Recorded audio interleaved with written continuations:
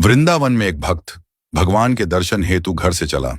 जब मंदिर के पास वाली गली में पहुंचा तो देखा मंदिर के समीप एक मिठाई की दुकान थी।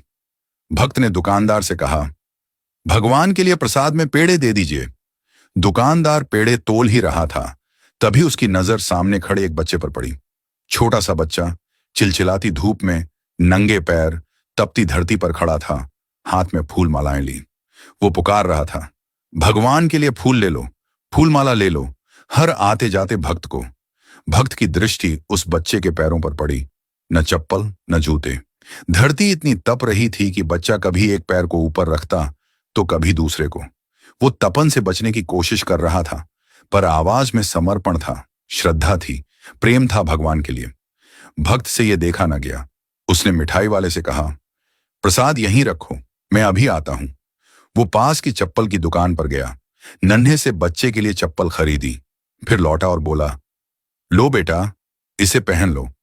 बच्चे ने चप्पल देखी, फिर उस व्यक्ति को देखा, फिर आंखों में आंसू आ गए। उसने पूछा, क्या आप श्री कृष्ण हैं? व्यक्ति मुस्कुराया, बोला, नहीं बेटा, मैं श्री कृष्ण नहीं हूं। बच्चा जिद पर अड़ गया, नहीं, आप श्री कृष्ण ही हैं। मैं किसी को नहीं बताऊंगा, पर मुझे सच सच बता दीजिए ना। व्यक्ति फिर बोला, नहीं बेटा, मैं तो बस एक इंसान हूं। बच्चा बोला, तो आप श्री कृष्ण के दोस्त होंगे, क्योंकि कल रात मैंने भगवान से प्रार्थना की थी। भगवान, बहुत गर्मी है, मेरे पास चप्पल नहीं है, मेरे पैर जलते हैं, कृपा करके मुझे चप्पल दे दो। और आज आप आए चप्पल लेकर, इसलिए आप जरूर उनके दोस्त हैं।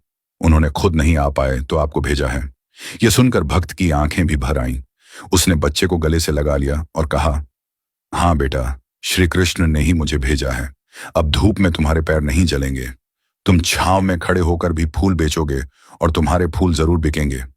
बच्चे ने झुककर उस व्यक्ति के चरण छू लिए और मुस्कुराकर बोला, भगवान कितने दयालु हैं ना, कितने व्यस्त रहते हैं, पर फिर भी अपना कोई दोस्त भेज ही देते हैं। व्यक्ति ने प्रसाद लिया, बच्चे से फूल माला ली और मंदिर जाकर भगवान से कहा, प्रभु धन्यवाद, आज आपने मुझे आपका मित्र बनने का अवसर दिया।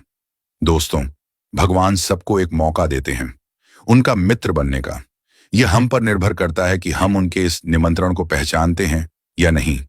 हर व्यक्ति, हर जीव भगवान के सामने नतमस्तक होता है, भगवान के सामने अपनी इच्छा रखता है, भगवान को अपने दुख बताता है, अपनी परेशानी बताता है, भगवान के साथ अपने हालात साझा करता है, और भगवान किसी भी जीव के भीतर प्रकट होकर के उस व्यक्ति की मदद करते हैं। यदि आप चाहते हैं कि आपको भी वो मौका मिले कि भगवान आपके भीतर प्रकट हो, तो दूसरों की मदद करना शुरू कर दीजिए। इससे आप भगवान के मित्र बन जाएंगे। क्या आप तैयार हैं भगवान के मित्र बनने के लिए?